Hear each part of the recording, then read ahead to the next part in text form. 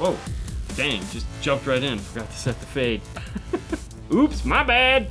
Whoa. Record? Yep. Record? Yeah, I did 3 minutes ago, just in case. Well, good evening, everyone, and welcome to the show. That's right. I hope everyone is excited. This, of course, is it's the most exciting show on the internet. There's no question about it.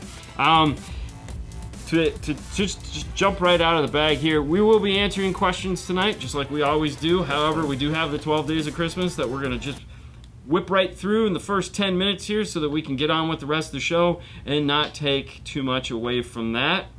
That's right. So, without further ado, let's make this kind of holiday-centric. Oh, yeah. Bran, let's do that. Oh, there we go. Yeah, I know. It's just a lot of... Yeah. All right. So, 12 Days of Christmas. This is day number 2. Brought to you by the fine folks at Alpine. Fernando, could you bend over and tell us what it is? Whoa! Yeah, baby. Tell us what it is. There you go. Right there. We have the PWD X5. And we got 5 people that we've selected. That's right. 5 people that we've selected. One of you is going to get gifted this wonderful product from Alpine. I'm just gonna screw up the names here real quick. All right. We have Andrew Corrado. Corrado. There you Corrado, go. Yeah. Kevin Green. Kevin There Green. you go. There you go. James Enam. Yeah. Okay. James. Yeah. What's that one? Alvino Martinez. And then Eric. And just Eric. Eric Deere. So those are the 5. We have this right here. I'm gonna draw 2 right away. Right away. Right? Okay. So I got 2 here, and these are gonna be the losers. I know. Oh, I'm so sorry. What's going on, Andy? Hey, what's going on? Number 5, Eric. Sorry, buddy. You're out. Eric is out. Eric Sorry, was out. Eric. Yep. Oh man. Sorry, guys. And then Puebla. What's 3, up, man? James. Sorry, James. That's it for you. All right. Now we got 3 in here. Normally I'd say we'll draw 2 more. No, we're not gonna do that. I got 3 in here. The next one I draw is gonna be the winner, so we can get on to the Q&A part of this. Oh yeah. All right. Ooh. Hey, it's one I can pronounce. Kevin Green, number 2. Show the number 2. Show the number 2. So right there. They can't. It's a wash, man. Oh, I'm sorry. Just have to take my word for it. Number 2, Kevin Green. You are the winner. Hold it up one more time, Fernando. No, hold it up. Hold it. There you go. Of the PWD X5 all-in-one 5-channel amplifier. DSP. Yeah, dude, this thing is awesome. We got a chance to play with it last year, the year before last. Yeah, I don't last know. year. Put it in Haley's car, had some fun. It's a lot of fun. But hey, Kevin, you'll get an email from me, and for the rest of you, hey, this is only day number 2. We got 10 more days of this, and lots of fun and excitement. Can you pull up the picture so that we can just go over that real quick? The calendar. Yep. Yeah, of course. All right, so let's pull this up here on go full screen. And there we go. That's what we got. That's what's coming up. Let me get rid of the cool Christmas effect here. No, it's in the bottom. I know. Yeah. I always grab the wrong one. We'll shut that off. Go back to the comments. So here's what you have, guys. Saturday was ARC. Monday is Alpine. Tomorrow's Audio Control, and we'll have Matthew Palumbo in the studios with us, along with Mike Eckley from Amp Global. And then on Tuesday is going to be Morel. That one is going to be a little early. We're going to draw that one at 4:30 instead of 6:30 like we do on the rest of them. Followed it up by JVC. We're going to have Josh live on the interwebs with us. And then Mobile Solutions, and then HKI, Sony, Kenwood, Kicker, Focal, and Rockford on the 23rd to wrap the whole thing up. So we still got plenty of time left for you guys to get in. It's real simple to do. Every day we post a video in the morning at 5:30 on YouTube. We post it at about 10 o'clock on Facebook, the exact same video. And then we post a small clip on Instagram just so that everyone has the opportunity to see it. And then, of course, we ask a question. You answer the question, and that's it. It's that simple. And you could possibly win one of these cool gifts from one of these guys. That's right. Feels more like the 12 days of COVID. Pretty much. I mean, that kind of screwed things up. But anyways, congratulations to the winner today, Kevin Green. You did awesome. You got lucky. You got a gift from Alpine. Hot diggity dog. Now, on with the show. Hey, we do this little thing called the 12 Volt Clean Wire Club Yes. over on Facebook. Yes, Some of we you do. guys are members. Some of you guys, not all you guys, but some of you guys. And, well, hey, every week Fernando just digs in and tries to find the show or the picture that is awesome, and that gets the top of the page. And this week is no different. Let's take. Oh, hey. I was gonna say, wait a minute. Yeah, okay. this week is actually special. You know, can you? Yeah, I'm gonna go bigger? full screen. There you Give go. me Thank 1 you second so here. much. We did that install in a Mustang, but for me that was really cool because I mean I love Rockford. You know, very big fan of Rockford too. So, Mr. Jim Fosgate passed away. All right. There you go. He- So he's the man that started it all. Correct. All right. So- Well, hey, good job. Thank you. But anyways, yeah. For those of you guys didn't know, yeah, this is it, man. This is Yeah. you know, as you get older, your heroes start to pass away Hey, you know, right before your eyes. It's that's why I don't want to be a hero. There goes my hero. Oh, sorry.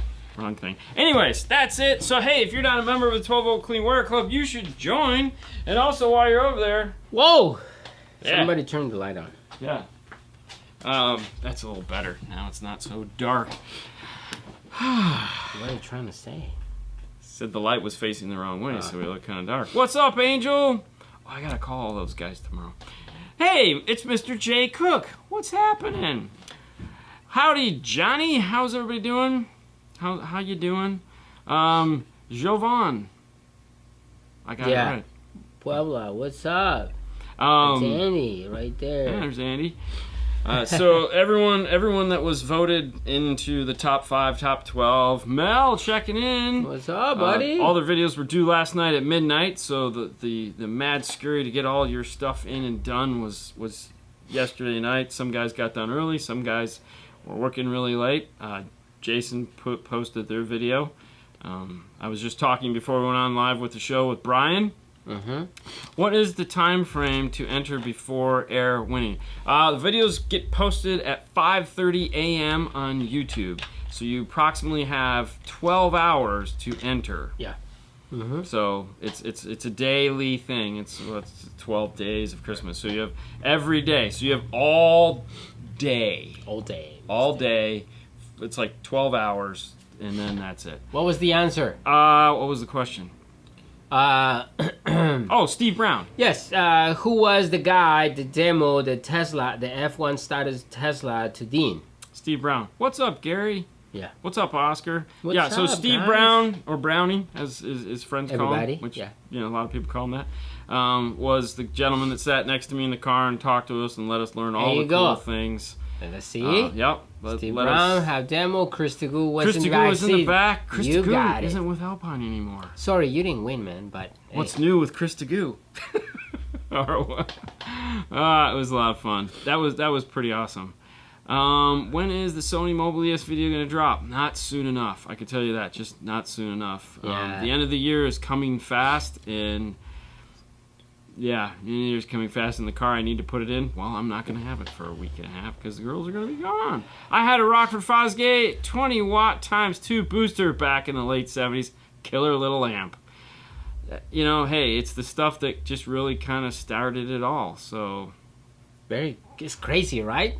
So green one Brown's question. What's that? Fang wrote so green one Brown's question. yes, that was at least I got the answer right. Hey, a lot of people did. And then why give it? I don't think Give it anybody a got the answer wrong. There was one wrong on Chip, like one of the when we randomly drew someone put the wrong one for Chip Foose. It was like, all right, I go to write, I went to, and I checked, because I checked the answer, and I'm checking the answer as I'm getting ready to start writing the name, and I was like, Homer Simpson? Seriously? Ugh. What's Yeah. up, Ada? What's up, man? Oh, needs to work, Mrs. She'll be gone this week, so there's no else working on her car. But, all right, hold on. Okay. Hold on, let me do that right there. All right. Do high gain on my amplifier cause popping noise when I turn it on and off? Also, can you buy the brand Macintosh for your car, because most car brands include it. Does it sound good? Okay, so you got a couple things going on here. Let's try to break it down.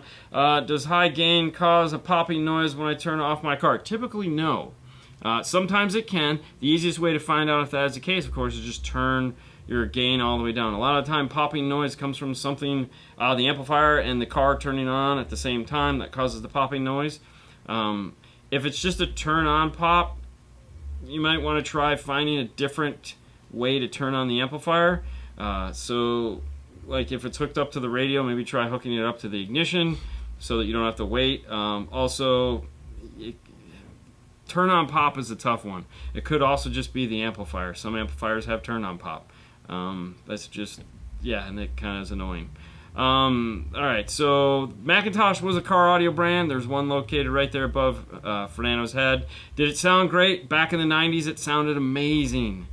Some guys still use it today, but it is no longer in production. The reason why they came out with car audio back then is they were owned by Clarion, and that was just something they wanted to do, and it was very interesting first couple years. That is the MC420, and that was one of the original MC420s that came out, and there was some problems with the amplifier. They didn't chassis ground them because they thought everyone was going to screw them to metal, so they would blow up. It was kind of fun. Yeah, oh no, thank you, Fang of Truth. We are going to get to that right now. Sponsor of the show today and from the next 15 minutes is Audio Control. That's right, Audio Control, who is going to be hosting tomorrow's 12th Day of Christmas. We're giving away some really great products you guys are going to find out about tomorrow at 5:30. Plus, we'll have Matthew on to talk about some of the new stuff coming out. And of course, I'm going to give you, so you guys watching now, they're going to be on tomorrow. When the question comes up at 5:30, we tell you in the video that, hey, if you have any questions for Audio Control, aside from giving us the answer to the question, if there's something you'd like us to ask them while they're here, please add that into your question tomorrow, into your answer tomorrow when you answer the question. So there you go. And there again, hold on one second. Don't lose that one. I'm gonna pop this one up. Anywhere on Audio Controls. See, yes, now Raymond, when you go to try to get the Audio Control gift, add that in. You know, so we'll be able to do that. Yeah. All right. You okay? No, I was just reading where he said popping noise is usually for DC offset or a muting circuit. There again, not always. When amplifiers have turn on pop, could be from the RCA, could be from DC offset. There's a lot of things that cause turn on pop. The key is to start trying to figure out what it is by moving things around, and it's usually not easy to get rid of. Hey guys, need help picking an 8-channel DSP amp? Audison Forza 8.9-bit or the new Helix V8 coming out here in El Paso? I'm gonna say the V8. Okay. And the reason why I'm gonna say the V8 is because the Forza 8.9-bit is 4-year-old technology, 5-year-old technology. Okay, and it's being updated to the new, so like there's a new Forza coming out. So if you're looking at the new Forza amplifiers, not the Prima Forza 8.9F, that one has been around for a while. There's a new Forza amplifier coming out, but I don't believe the 8-channel is going to be available until sometime in next year. Mm-hmm. There's limited quantities of all the new stuff, but I don't think that one's going to be like abundantly available until sometime early next year. So it's one of those things where if I need it today, if I can get an 8.9F, sure, I'm going to do that. But if I have patience, if I can get a V8, I'm going to do a V8 because that'll probably be out before the other one. Either way, it's a tough one. I mean, if you really want to go full ham on this, you can look at the Pro 830. Yeah. Anyways. Or also, Moscone has their 90 watt by 8 amplifier also. So, Bill, when is the 8.9 Forza, the new one? Is it 8.9 or 8.12? I think it's an 8.12. Hey Dean, I got a 2023 Jeep Wrangler Unlimited with the Alpine system. It sounds okay at best. It's hard top with a fabric convertible roof. What you suggest as a first upgrade, a high 10? I mean, if it has the 8-inch screen in it, I really don't see the reason to pull that out. Like, very rarely do we pull out the 8-inch screen, because it's just, why? 2023, I believe, still uses the existing harness that is available. I would look at like the DSR-1 as an integration piece, because that gives you your DSP and it makes it super easy. Plus, it gives you a lot of options of things you can do in the radio, like repurposing your subwoofer level bass knob, bass sub control. You know, because you have bass, mid, treble. You can repurpose the bass as subwoofer level control, and you can repurpose the driving speed control, where it goes like off 1, 2, 3, as punch bass, which to me is like one of the coolest things ever, because for one, I don't have to put a knob anywhere on my dash. You still can. That's an option in the programming. Yeah. But I like doing the DSR-1 on that big 8-inch Jeep screen. As far as speakers go, really depends on what you're looking for. Focal Flax is like, yeah, baby, pretty awesome. But it's just going to depend. We also do a lot of Rockford T2 stuff in there. It's just going to vary. That one, because it has the Alpine system in it, you're gonna need to kind of do a lot first. You could add more bass by adding like the Stinger box to the tailgate, or get 2 subs back there. That's something you can do right away. Anyways, wow, I guess I was out of the industry way too long. Didn't even know Steve Brown was still in the industry. He's still with Alpine. He was God back in the day. Yeah, he's a pretty awesome dude. It was pretty neat to it was pretty neat to get to talk to the guy. What was the one that I tagged? Hang on. I think it's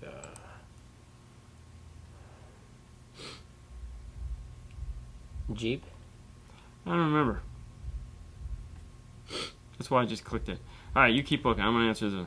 Hey guys, thanks for the great work you do. Learn a lot from you guys. For a 4-door car with the best, what is the best way to run speaker wires to all 4 doors? I know that you should run power on one side of the car and speaker RCAs on the other, so I'm not sure what the best way would be on a 4-door car.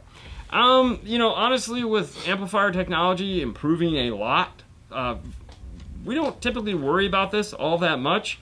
If we have to run speaker wires, usually the wires are going up into the dash. We just run them with the RCAs. So let's say if you're going to go down one side of the car for power wire, usually the driver's side, then we'll go down the passenger side with the RCA speaker wire remote turn on. Bass knob will typically go up with the power wire just because it's a limited run length, and that's how we do it.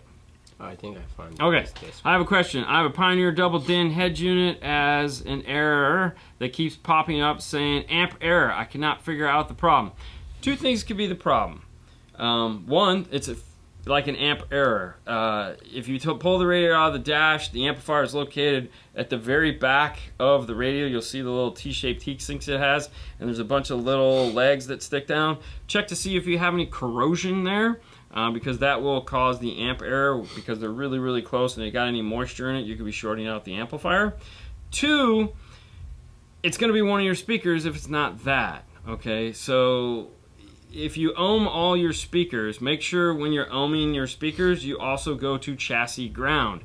You could have a speaker that ohms out 4 ohm, wonderful speaker, but then it could have a bad voice coil that's actually, or the basket itself, or something like that, that is causing a short to the basket. The basket is screwed in the metal.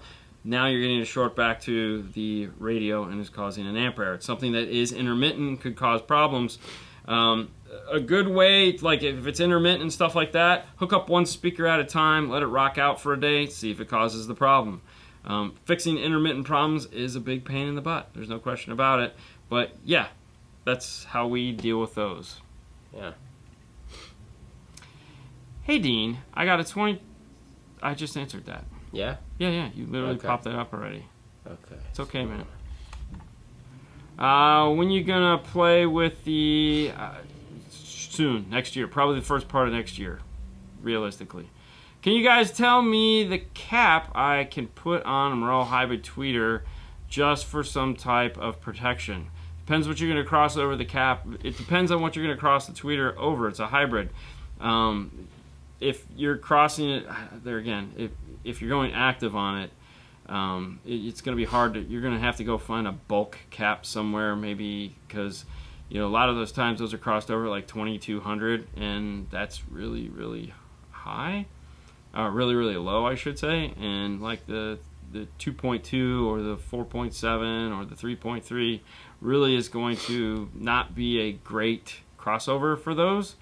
And I've never run a cap on it like that, so I honestly don't know off the top of my head. Google capacitor chart, and then you can do it that way, would be the best. In regards to digital audio, if the sample rate is 44 kilohertz, for example, is directly related to the highest frequency signal that can be reproduced, why do we need more than 20 kilohertz sample rate? I don't think that's exactly what that means. Because you can get really high. I think you're confusing two. I think we're confusing two numbers here.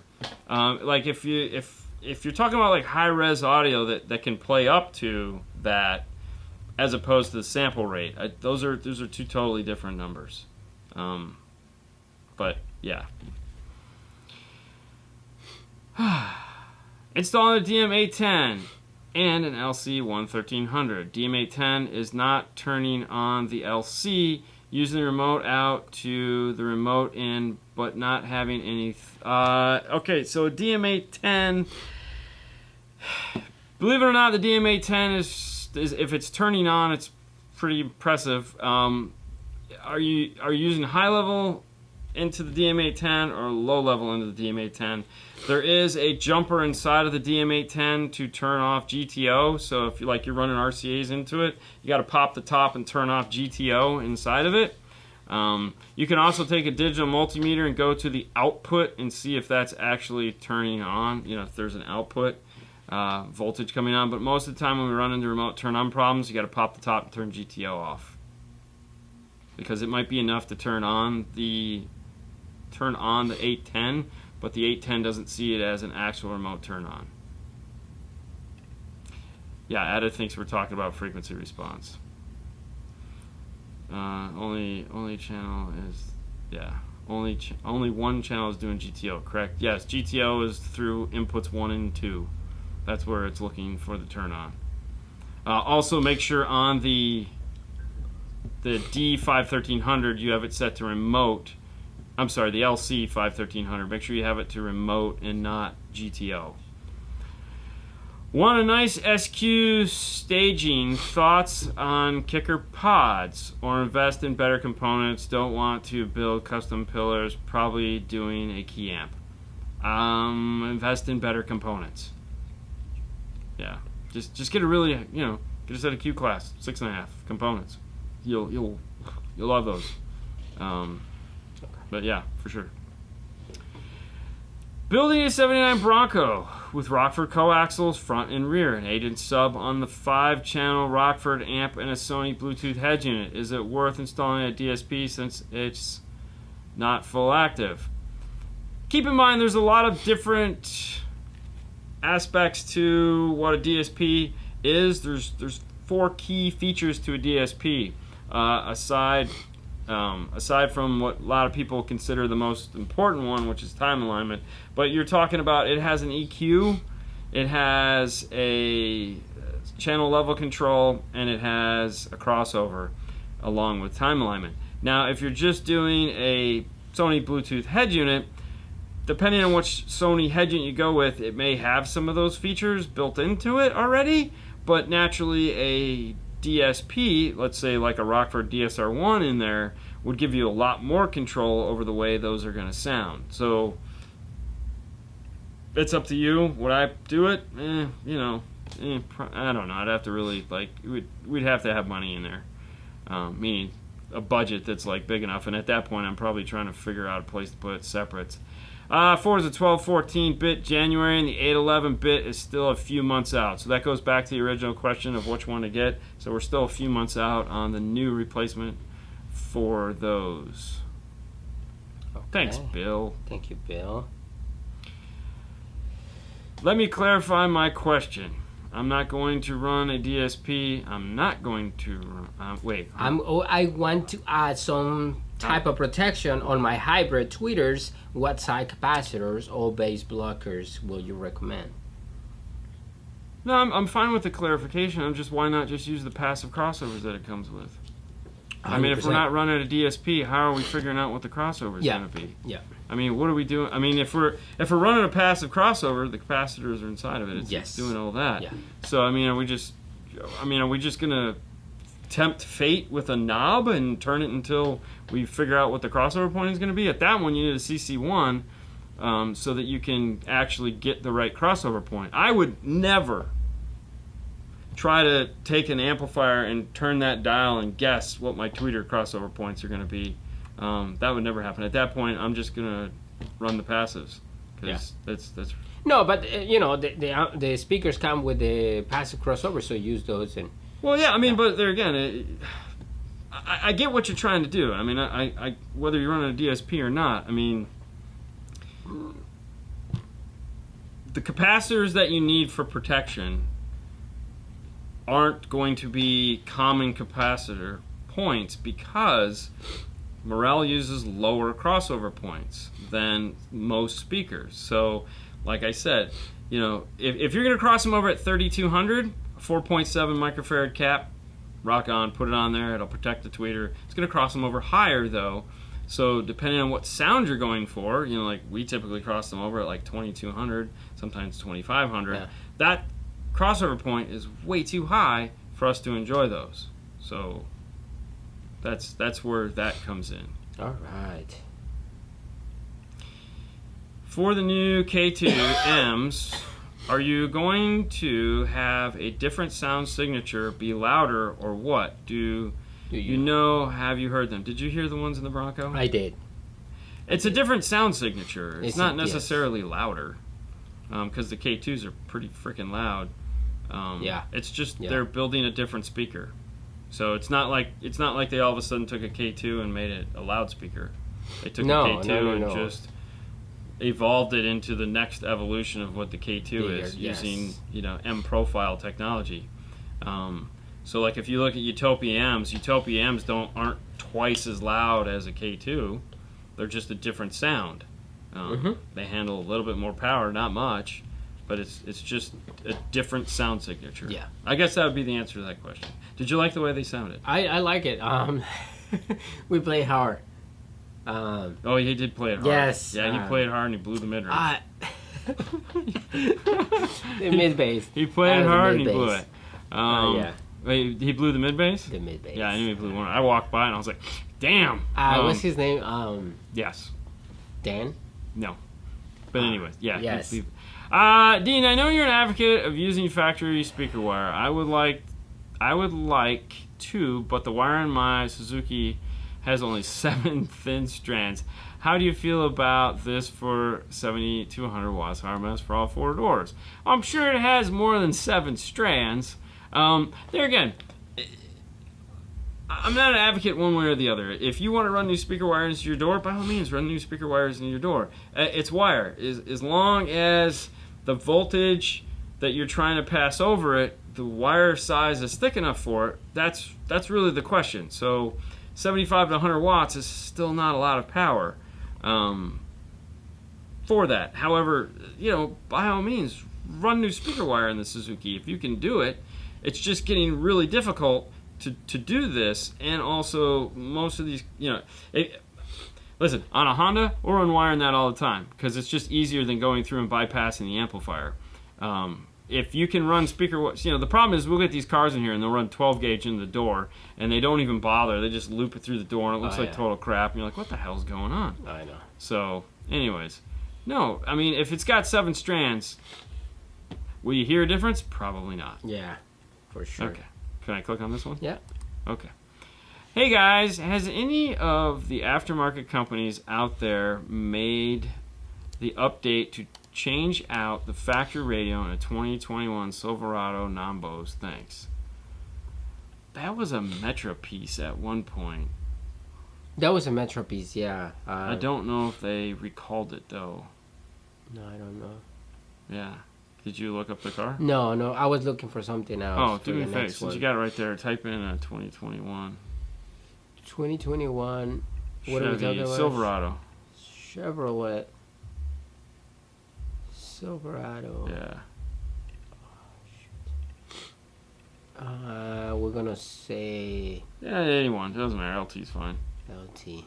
Alright. Extended cab. Because I like extended cabs. Whatever you like. No. Yeah. Yeah. Metro was talking about it, but they still haven't released their product yet. Yeah. So, not yet. Not yet. Alright. You got it? Yeah, I mean, I can. Right here. Go ahead. Which audio control DSP and harness would you recommend for a 2021 Kia Telluride with the HK system? Ooh, man, I'm not gonna be like, huh? The Kias. I mean, you. Okay, I can't really recommend anything for that right off the top of my head. If it's got the HK system in it, you could check to see if the iData interface will work on that. I don't know if it goes up that high. I really don't think it does. So if you're having to go after the HK DSP, which is more than likely what you're going to have to do, because Kia and Hyundai have been using digital between the radio and amplifier for a long time. So my guess is they are going to have They only the go same to thing. 2020. Yeah, so That's it. So no one really makes an interface for that yet. Anytime you're going to be interfacing with a factory amplifier, in this case you're going to be going after the factory amplifier, you have to figure out how many channels you're going to be retaining. So you have to do some research in the car before you can actually like move forward with it. If we got the car in, we'd be like, I honestly don't know, because we haven't done that particular vehicle yet. So we'd schedule some time to bring the car in, we'd take it apart, or we'd just give them if they're like, no, and I would, all right, well, here's a worst case scenario of what it's going to be.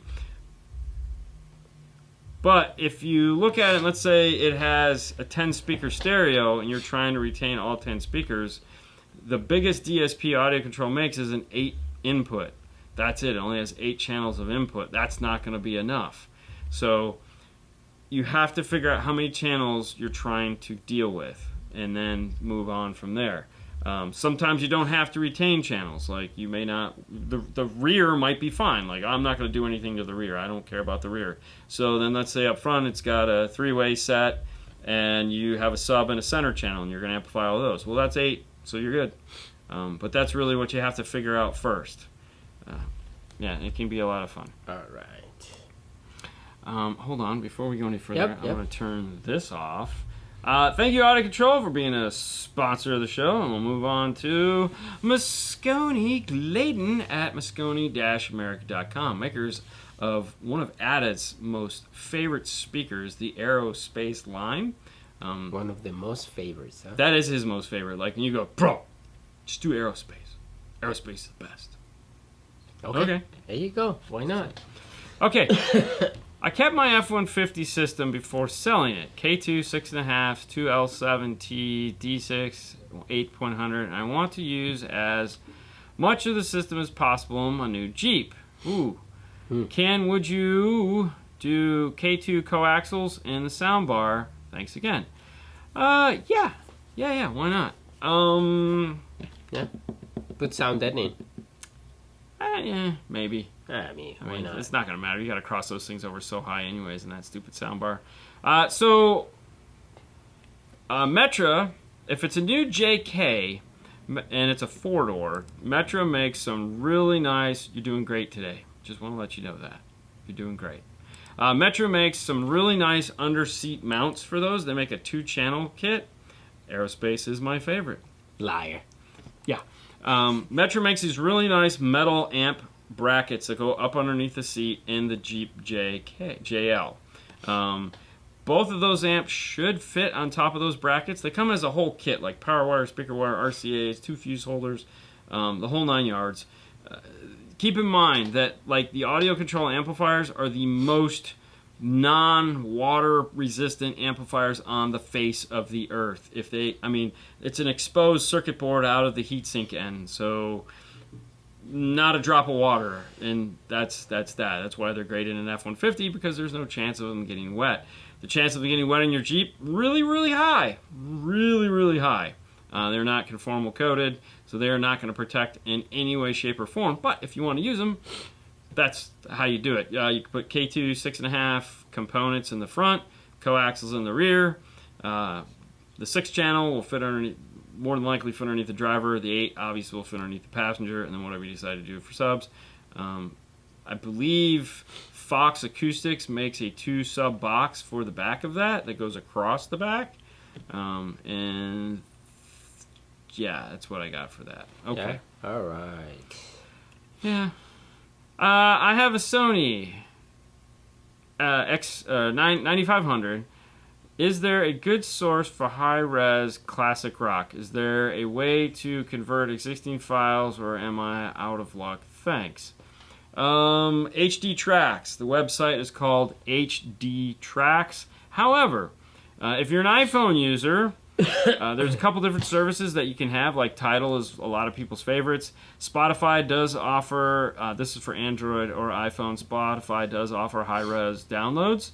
Amazon also offers high-res downloads for both Android and iPhone. And then if you're an Apple guy, Apple Music now does high-res. If it's in high-res, you can, that's it. They just tell you, so when you're on your phone and you go to the song, you tap it, and it'll tell you what the bit rate is on it. And yes, a lot of the classic stuff, like classic rock, is high bitrate stuff that sounds really good. But if you'd like to own it and put it on a thumb drive, HD Tracks website, hdtracks.com is the place you go to pick that stuff up. They should be a sponsor. Should be sponsored. A 300Z with aerospace in them. Yeah, there you go. Focal, Dean ain't lying. Quit giving him ideas. We know I'll go buy another car. Speaking of Sony, He said he wouldn't do it. Yeah. I think he would do it. Never seen Spotify high res. Really? Yeah. No, you actually had to pay extra for Spotify high res, and then you have to go. Now it's free because of Apple, and you have to go into your settings and make sure you turned it on. Yeah. Apple Music now coming in the next update for Tesla. Oh, there you go. Wow, very nice. ZZ2 just announced their you could plug and play option for CarPlay in a Tesla. They have a plug module for Z to get that. Yeah. I mean, I get why they don't have it. I told Oscar he can reach to Rich. I mean, they're going to do an update to the car. Everyone will have it in 6 months. It'll be great. Probably. Saw your video on the popping noise and the PAC TR12. Unfortunately, evidently discontinued. Any other? Yes. If you're looking for a replacement for the TR12, go to metroonline.com and pick up the Trigger. There you go. It's just called the Trigger. You should have just asked. I know. It's called the Trigger. It's very similar to the TR12, but yes, it's called the Trigger, and it'll do a lot of the same things that you could do with that. So right there. Trigger. Yeah. Yeah. Yeah, that's it right there. Trigger, access custom trigger interface. This will tell you all the things I can do, but yeah, go scroll down. No, the other way. Scroll up, I should say. Trigger. Spelled just like it sounds. Trigger. Triggers are really nice to have around. Like when we talk turn on pops, and delays, or just turning on things when you want them to turn on. Yeah, the trigger is kind of the piece to have. Does the 10-inch Sony have source level adjust? I'm a Kenwood guy and was trying to help my cousin. Jared, do you have source level adjust in the Sony 10-inch? I honestly don't know. Man, that's where you can have your FM, your CarPlay. You can individually level those out. If he's still in there, be looking for a comment from Jared. He's the resident Sony. And there we go. Yes, it does. So Perfect. It does have it in there. He works for Sony. So, yep.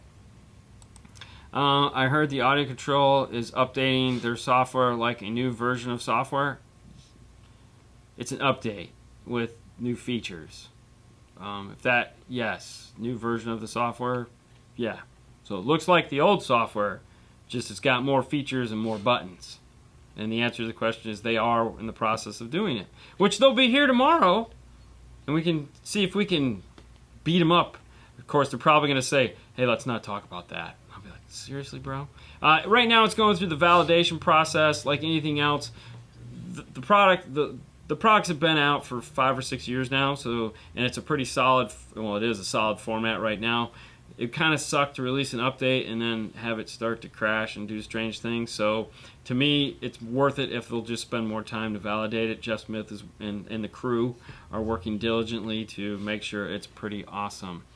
So Jeff will probably not be here tomorrow. I don't know. I talked to him like 20 minutes ago, but I was like, why would you drive all the way down here for that? So Yeah. Have you used the JL Audio Max Tune ears? No, they have Max Tune ears now? I didn't know. I didn't know they had that. Really? Uh-huh. I know the Audison has ears, but I didn't think the Max Tune did. It's like a 5 microarray, 6 microarray. It's a lot. Yeah, it's 5 microarray. 5. Yeah. I mean, I could put them in my ears and sit in the car, like 2 up my nose, 1 in my ear, 1 in my mouth. You know, just wear something Just a like baseball this with hat. all the, Yeah, with all the mics. Yeah, all the mics in front of it.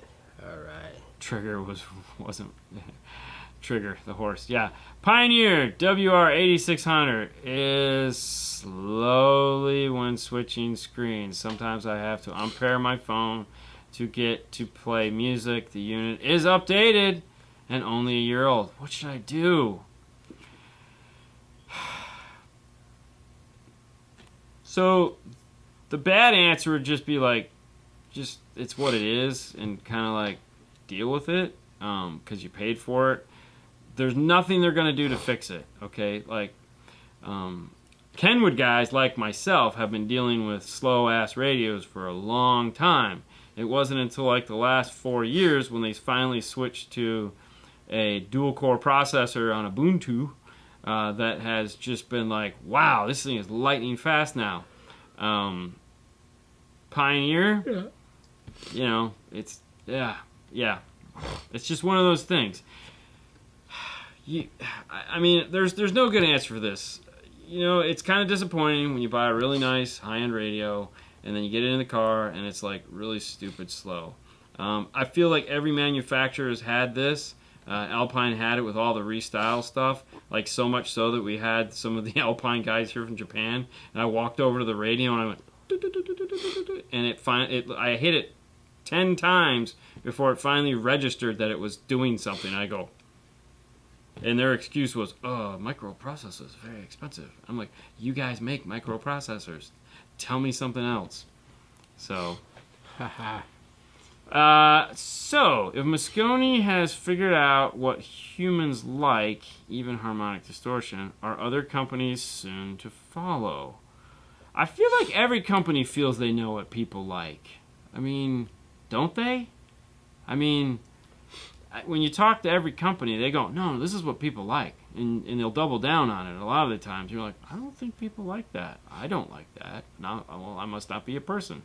But I feel that every company has a bit of arrogance when it comes to this. Like, oh, no, we know what people like. Because, I mean, why would you build it if you didn't think that's what people liked? Yeah. I mean, just my thought. Just my 2 cents into this conversation. Just 2 cents? Just 2 cents. That's it, huh? Just 2. Wow, his 4201 is still going. That's pretty good. Ada, nobody knows. Hey guys, what is the procedure for setting amp gains after installing a DSP? Thank you. Oh, Jared. Oh, what is? I like it. If I knew what people like, I'd be a billionaire. Oh, we just like you. No kidding. Dude, I know what I was going to tell you. I thought of Jared the other day because we were driving through a subdivision. They had a Christmas Bucky blow up. Yeah, okay. And I was like, oh, it's Jared. Jared is here? Jared! Yeah. So there's two different people. There's a couple different thoughts. There's more than two. There's a couple different thoughts on setting the gains after DSP. So if you're, and there again, it depends on your source unit. So if you have RCAs or a clean source unit that's flat 20 to 20, That's going to be different than if you're using a factory radio that has an EQ on it that might need to be fixed before you can set the gains. So it's going to depend on what the source unit is. I do it I do it differently. I have years of experience with setting up the gains on amplifiers, but I don't really care about this too much. And I know that's like, because I'll start with my DSP turned way down, and then I'll work into it. Most of the equipment, actually all the equipment that we use have distortion detection built into it.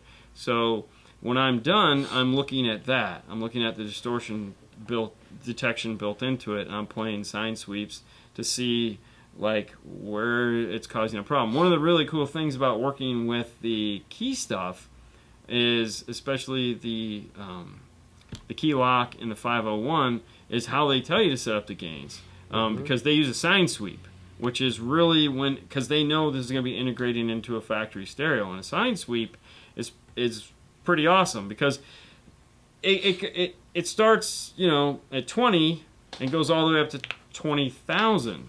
And it can read all of that, and the peak light will come on to tell you. Because when adjusting with a factory curve, unless you have an RTA that you can look at it and see where the like if you can't see your input RTA and what's going into the DSP, you could use 1,000 hertz test tone or 40 hertz test tone, and you're going to just like, oh, 1,000 hertz, hey, light came on. And it's like, and you're like, what the heck? Why did it do that? Wow. Exactly, because there was a dip at 1,000 hertz. So having that input RTA that you can play and you can look, you can kind of see where, like, oh no. Now, if you DEQ it first, so if you put something like a key lock in front of it, then you go back and you can set up your gains that way, because that now is just like having a flat signal from a source unit. Set them all to -5, and then realize that's the max. And then, like, we had a guy ask the question the other day, if I set everything to -5, and this is too loud, you turn it down. So, like, if your tweeters are blasting you out and you can't hear your mid bass, you turn the tweeters down. Yeah. The DSP gain setting thing is going to be the next big thing that it's going to be like, oh my gosh, how do I do this?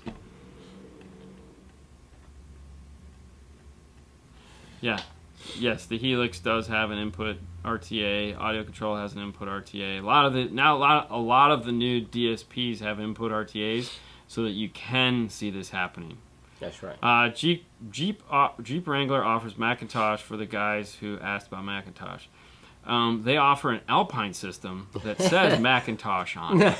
No, they asked for Macintosh and they just give them an Alpine system. Yeah, they gave them an Alpine system that says Macintosh on it. That's what that. And it's got really cool VU meters in the dash. That's the coolest one. That is the only reason why you'd buy it. And the logos, the logos on the doors are cool. But no, that was designed by Alpine. So. I know. Yeah. Do you foresee all amplifiers becoming DSP amplifiers, eliminating the need for an external DSP? I wish they would. I mean, you have my vote. You honestly have my vote. I think every amplifier... I say this to the manufacturers that when they come in and talk to us, like, listen, if your amplifier doesn't have a DSP in it, I really don't have a need for it. Okay? Because what am I going to do? I want DSP built into my amplifiers, because then I only have to put one box in a car, because these amplifiers aren't getting any smaller, neither are these cars. So it's like there's very little room to pile all this stuff in there. So if I gotta jam... I want an amplifier with DSP, but very powerful. Right. It's just, well, I mean, okay, so when you have... No, I agree. But like the new Audison stuff. Next year, when all the new Audison stuff finally drops, that's going to be a game changer. That's going to make everyone else sit there and go, oh, crap. Because... like we were talking about earlier in the show, and Bill chimed in to tell us, it's an 8 to 12 or a 9 to 11, and all those. It's like, so you have this amplifier, let's say it's 8 channels, but it has 12 channels of DSP. You can do all kinds of nuts stuff with that. And that's a lot of the problems that we have now with, like, you have amplifiers, like you have a 6-channel amplifier with 4 channels of output. And it's like, that's at least okay, because then if you're doing a 3-way set, you can still do a rear or a center or a sub, or rear and sub if they're discrete outputs that have, like where you can pick and choose. But yes, I think that's the way everyone is going, is the DSP.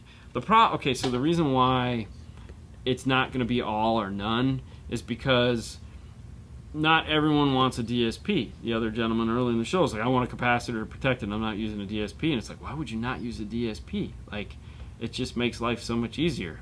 And you get the benefit of actually tuning your system as opposed to just like listening to it and be like, oh, it's making a weird sound. Well, there's nothing you can do. You don't have a DSP. But then again, like if you look at some of these amplifiers out there that are like 4x2000, does that need a DSP? Probably not a good idea to put a DSP inside of that just because of the noise factor. Going with an external DSP is probably a much better idea. So, yeah. Is Moscone Pro the new benchmark? I can't say that. Is it my new benchmark? Yeah. Is it the benchmark? There again, man, when you say like, oh, you know, this brand and that brand and this one's, it's all an opinion, you know? And yes, I know you guys watch this for our opinion. At least I hope you do. That's what you're going to get anyways. DSP sub-amp is an awesome idea. DSP sub-amp is an awesome idea. Kicker made one. they had it 8 years ago. But,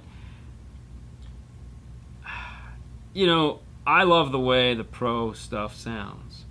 But it's also a $2,500 amplifier or a $3,000 amplifier. And there's $5,000 amplifiers and $10,000 amplifiers. And $20,000. $20,000 amplifiers. So it depends on what your benchmark is. Okay? Yeah. So, you know, if you're a $500 guy, the benchmark would be what is the best $500 amplifier you can buy. If you're looking at $3,000 amplifiers, then, like, yeah, the Pro is definitely the benchmark $3,000 amplifier. But if you're looking at a $10,000 amplifier, no, it's not. You know, there's something better. The problem with setting gains, EQs, is being autistic. Oh, yeah. It's like hard numbers, all measurable and repeatable, while good sound is always subjective to the listener. Yeah. You know, you honestly, man, that was a great, like, yes. Put it back so they can see it. Well, no, I mean, and I always love his picture, by the way. I love Gesture is the best. But no, he's not wrong. I mean, it's like there's a lot of guys out there that you can let them. They'll do it by the numbers, okay? And it's not like they'll get bad results, you know, because it's like if you tell someone to follow this program, it's repeatable, it's doable. And it's simple enough that it's like everyone that asks what's your EQ curve? What is your house curve? It's like I don't have a house curve, you know, because we don't do the same speakers in every car, and every car is not the same. Do we have an idea of what we want it to sound like? Yeah, because we talk to the customer and find out what they listen to. So what's good for Fernando is definitely not good for me, because I'm going to get in his car and go, okay, man, just a little less on the highs. Just turn it down. And I know when I know when there's something in the car and it's like, and I go, do you think I should turn those down? He's going, no. I'm like, just a little? No. I'm like, but no. So, no. But there again, that, you know, that is the next step. So it's like if you give somebody a house curve and you say match the numbers to this, it's gonna sound breaking glass, exactly. It's gonna sound good, and it's repeatable, meaning every car will sound like this. And oh, that sounds great, I'm happy. You put in that car, oh, that sounds great. So repeatability is important, because every time you have to do something custom in every car, that adds to the expense and it adds to the time. Now, there again, as an old installer, you know, we weren't necessarily smart enough to look at things as repeatable, and that has kind of followed through me through the career. There's some things we go, we should probably make a template for that, because we've only made 20 of them, and we're probably going to make 20 more. And then, exactly, you know, and that's what I like about the laser, is that I can make something and it's easily repeatable. But audio is the same. Like, you have a house curve and you just repeat it over and over again, and you ship it. But then that's the autistic side of it. But if you appreciate it and get in the car and really, then it's like, oh, slow it down. All right. Last question, guys. Dean, I have 2 kicker LOCs, front and rear, from a previous build. They are now feeding into my DM608. Why? How much voltage is good enough feeding into a 608? I'm showing up to 9 volts out of the LOCs. First off, unless they're key locks, there is no reason to put those in front of a DM608. The DM608 has an LC built into it that'll take up to 40 volts. There's no reason why you would do that. If they're key locks, 100%, because they do de-equalization, and the DM608 does not do that. Otherwise, no, you would never do that, because it's a bad idea. But since you've already done it, 9 volts is fine going into a DM608. It'll work. It'll do the thing. But I would take them out. There's no reason to have them. That's right. Is that the end of the show? That's the end of the show. Really? That's it. Just turn that off. Wow. I know. Hey, we'd like to thank the sponsors for that is Audio Control and Moscone Gladen. Also, don't forget 12 Days of Christmas. Not that one, this one. 12 Days of Christmas in full effect. Tonight was Alpine. Tomorrow's Audio Control. We'll have Audio Control here in the studio between 6 and 6:30. Tomorrow we'll win. We're going to go on live just like we are now, and we are going to announce the winner, and maybe we're probably going to do about a 10-minute Q&A just because they're here, and you guys like to ask questions, and I assume tomorrow night you'll be hammering them. So if you want to ask Audio Control a question tomorrow, when you do your 12 Days of Christmas and you answer the question, if you have an additional question for them, that's right, put it there, and we will scour the internet. When we're looking through all the emails tomorrow, we'll try to combine some of the questions into, 5 or 6 questions or whatever we have space for. Just say aerospace. Yeah. I just got some Morel goodies. We got some goodies too.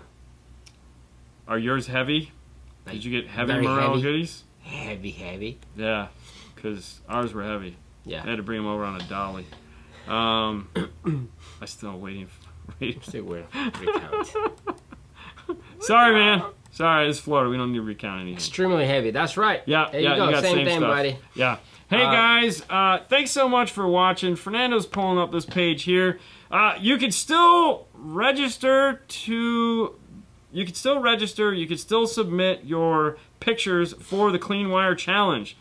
We do not have. We still need competitors for the Clean Wire Challenge. That's right. If you'd like to go to Master Tech Expo and get in for free into the expo, you still have to pay for your plane, still have to pay for your hotel. But if you would like to be considered, please submit your pictures. There again, all you have to do is put CWC Clean Wire Challenge, DNF tool or DNF Christmas at yahoo.com. Yeah. Same thing. Or you can head over to Master Tech Expo, click on the link there, figure out what it's going to do. This is going to be like not a once in a lifetime, but yeah, it is a once in a lifetime because you're not going to compete again next year. So yes, this is a once in a lifetime opportunity to show us how much of a badass wire guy you are. So please enter, guys.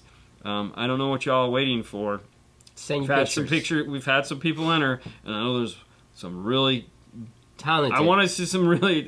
These guys are okay, but I know some of you guys out there are super talented, and I don't know what you're waiting on. I mean, I get it. You still have to pay for your flight and your hotel, but you're getting $800 in for free. So for sure. That's pretty awesome. Yeah. But that's it. What else you got? Anything else? That's DNF Tool Drawer is a place you can go to find all the cool tools that we use in our install bay right here, as well as if you want to pick up the IRTA2. That's right. That is an awesome tool. When we were talking earlier about electrical RTAs, being able to see what that signal looks like coming out of the radio, that factory amplifier, seeing like what is going on with that, and IRTA2 is made to do that. That's why we came up with the product, so that you could use it for that. I know, it's crazy. DNF Swag is a place you can go to find all your cool apparel. Get that cool Jeff Smith shirt, or that awesome Brian Mitchell, or the Boring Life of Dean Hagen. The Zip Tie Bro. The Zip Tie Bro. That's another real popular one. That's right. But that's it. That's all we got. Listen, guys, you go forth, be merry, and have a great rest of your day. We'll see you tomorrow. on day 3 of the 12 Days of Christmas. Bye, guys. Goodbye.